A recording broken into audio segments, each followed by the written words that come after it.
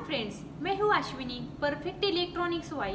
हमारी कंपनी में साइंस और इंजीनियरिंग कॉलेज के लिए लगभग 200 डबल साइडेड पीसीबी यूज करके इलेक्ट्रॉनिक एक्सपेरिमेंटल बोर्ड मैन्युफैक्चरिंग करके सेल करने के लिए भी रखा है। तो इसमें से हम आज क्रिस्टल ऑसिलेटर का एक्सपेरिमेंट कैसे करना है वो आज मैं बताने वाली हूँ। ये एक्सपेरिमेंट फिजिक्स और इलेक्ट्रॉनिक डिपार्टमेंट के लिए बहुत यूजफुल है और ये एक्सपेरिमेंट समझने के लिए ही बहुत आसान है। तो इस वीडियो को आप पूरा एंड तक देखना।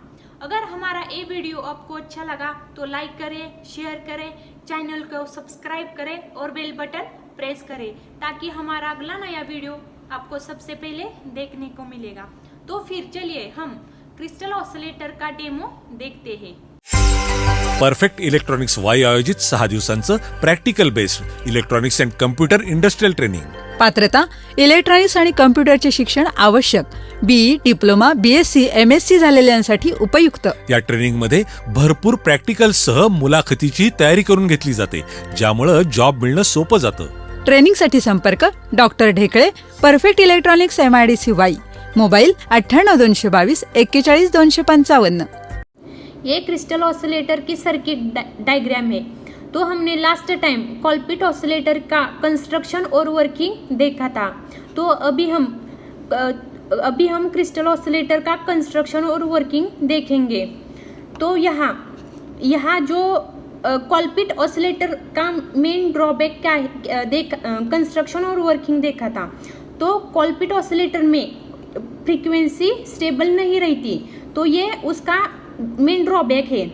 लेकिन यहाँ क्रिस्टल ऑसिलेटर में यहाँ हमने ये सी एम्पलीफायर का सर्किट है। तो यहाँ हमने क्रिस्टल कनेक्ट किया है, तो उसकी जो फ्रीक्वेंसी है उसमें क्वार्ट्ज क्रिस्टल रहता है और उसकी जो फ्रीक्वेंसी है वो थिकनेस और लेंथ पर डिपेंड रहती है।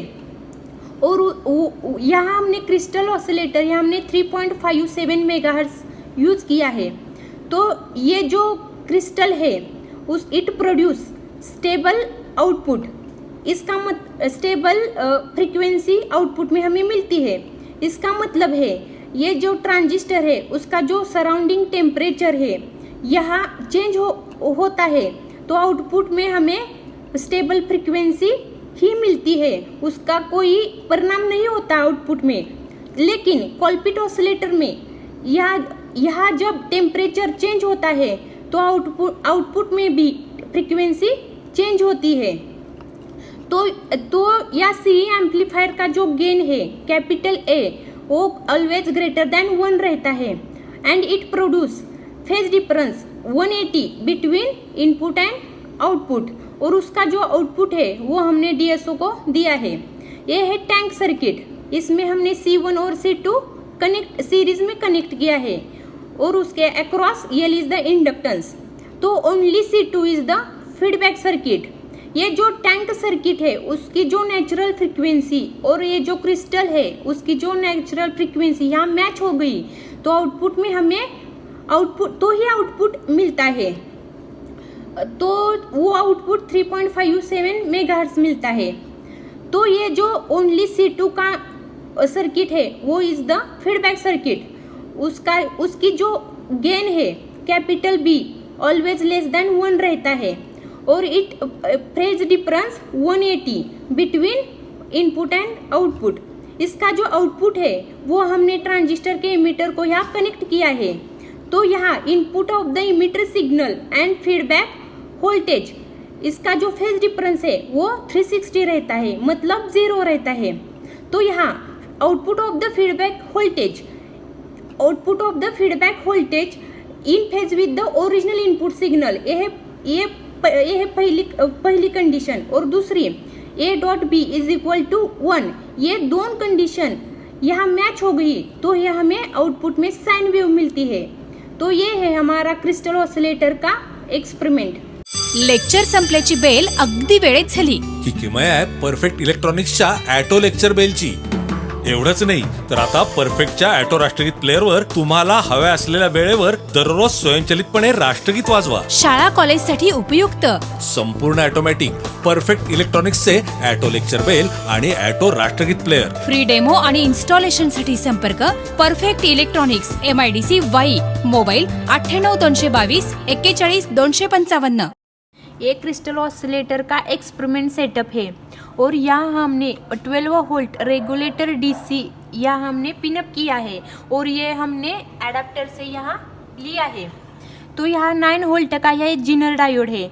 तो ये 9 वोल्ट पूरे यहाँ सर्किट में जाता है. तो ये NPN ट्रांजिस्टर है. तो ये R1 R2 और R3 3 रजिस्टर हमने इस ट्रांजिस्टर को बायसिंग के लिए कनेक्ट किया है. ये कैपेसिटर है और ये क्रिस्टल है वो 3.57 मेगाहर्ट्ज का है. ये C एम्पलीफायर का सर्किट है. ये टैंक सर्किट है. ये शॉर्ट वेव ऑसिलेटर कॉइल यहाँ यूज़ किया है एज अ इंडक्टेंस और उसके अक्रॉस हमने C1 C2 यहाँ कनेक्ट किया है. और ये फीडबैक सर्किट है और उसका जो आउटपुट है वो हमने यहाँ DSO को दिया है, डिजिटल स्टोरेज ऑसिलोस्कोप. तो हम अभी DC वोल्टेज में यहाँ देती हूँ, डिस्कनेक्ट करती हूँ. तो देखो यहाँ DSO पे कोई सिग्नल हमें नहीं मिलता. अभी देखो मैं ये DC वोल्टेज यहाँ पिनअप करती हूँ तो देखो DSO पे क्या आता है. देखो यहाँ आउटपुट में हमें साइन वेव मिली है, उसकी फ्रीक्वेंसी 3.5 मेगाहर्ट्ज मिली है. तो हमारी थ्योरेटिकल फ्रीक्वेंसी कितनी आई थी 3.57 मेगाहर्ट्ज. तो अभी मैं ये फिर डिस्कनेक्ट करती हूँ तो ये सिग्नल नहीं मिलता. तो ये है हमारा क्रिस्टल ऑसिलेटर का वर्किंग.